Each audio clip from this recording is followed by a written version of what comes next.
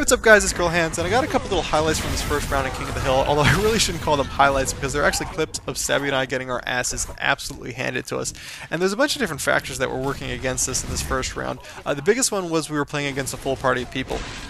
It's a group of 5 all working together, all communicating with one another, all playing for the objective. And they had this Zerg rush mentality when they played King of the Hill. They always had 3 or 4 people a heartbeat distance away from the ring. That way, if you tried to break it, they would just converge on it with numbers and recapture it and lose out on maybe 3 or 4 potential points, if that. So it was hard for Stabby and I to get any momentum going. And there really wasn't anybody on the team that was amazing at the game. In fact, I didn't see anybody who had re-upped yet or even had their wings, so I think they were new to the franchise. But one of the things that I feel is very important to do well in for Gears of War is teamwork, and that's exactly what this team was doing. They were communicating with one another, they were playing the objective, they were covering each other's backs. So yeah, it was very difficult to get anything going. And on top of that, it was really just Stabby and I playing the objective. The other 3 dudes on our team were treating it kind of like it was TDM. They were hanging off in the back, they were just kind of watching what was going on. So after that first round, Stabby and I broke out of party chat, started talking to our teammates saying, hey look, we need some help, fellas. If we don't start playing the objective, we're going to end up losing this thing.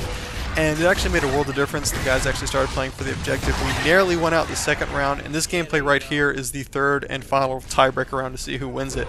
But it's just one of the things I've noticed. It can be a lot of fun whenever you're playing with the team, but it can suck when you're on the receiving end. And I've noticed playing this game versus other games, it can be very, very difficult to do well in if you're just playing solo. Far more difficult than a lot of other games that I'm used to, say for instance Call of Duty. And that's not to say that Call of Duty can't be a bitch to play solo. There's plenty of situations when I'm playing Call of Duty by myself where I just cannot win. There's just nothing I can do to be right. Like say I'm playing Domination, I'm trying to capture flags, and I just can't get anything going. Say maybe because the enemy team's just doing a really good job of defending the flags, or my teammates are disinterested in playing the objective. But it can be tough playing Call of Duty solo. But I feel it's far more difficult to play solo in Gears of War 3, just because teamwork is such a huge part of the game. Even if you have people in Gears playing for the objective, you have teammates all playing for it. Sometimes you need to spread things out. Maybe you have too many people going for the hill, not enough people grabbing power weapons. You're not getting communication from somebody who's trying to flank you. So yeah, it's not even a case that teammates are disinterested in playing for the objective. It's just there's so many different factors that are added in there as well that's important, and then that come from teamwork that doesn't really exist when you're playing solo. And a couple other things that kind of makes the solo experience a little bit more manageable in Call of Duty is kill streaks. So if I'm having a lot of trouble capturing a flag in, say, Domination for Black Ops, I always had the Blackbird equipped.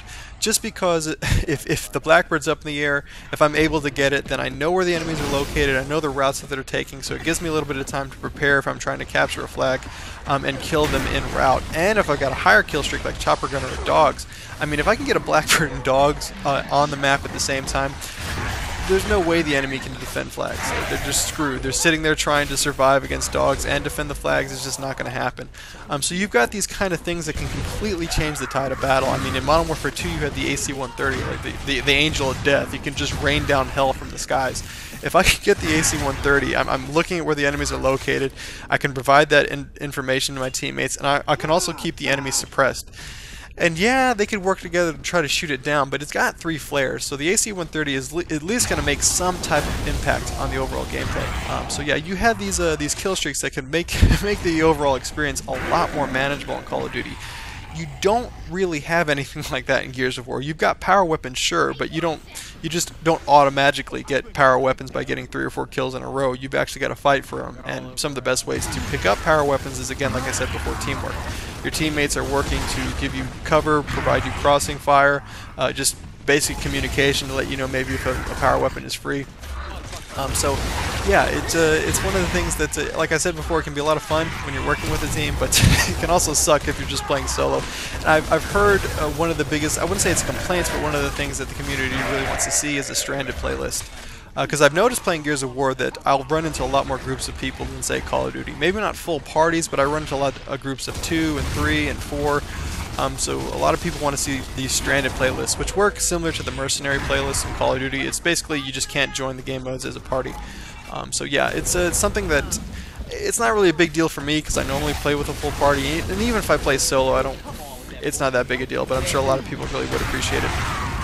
But as you can see, we ended up winning this thing. I think they start backing out here pretty shortly. I guess they figured out they were going to lose. But you can see the kind of the huge contrast between the first round and the second round, just because our teammates started playing for the objective. It really made a world of difference. But the final thing I want to touch on is apparently they removed stopping power from the Retro Lancer and the Hammer Burst. I want to get you guys' opinion and feedback on it. We already have a thread up on the forums discussing it, but I just want to hear your comments about it. For me, I think it's fine. I've used the Hammer Burst a lot. I don't really think the Hammer Burst needs stopping power because it's a long-range weapon. I mean, if you need to use stopping power at close range with the Hammer Burst, you don't need to, because it's a long-range weapon. You should probably have some other weapon out as well. So yeah, I think it's a fine removal for the Hammer Burst, because that is an extremely powerful or extremely effective rifle.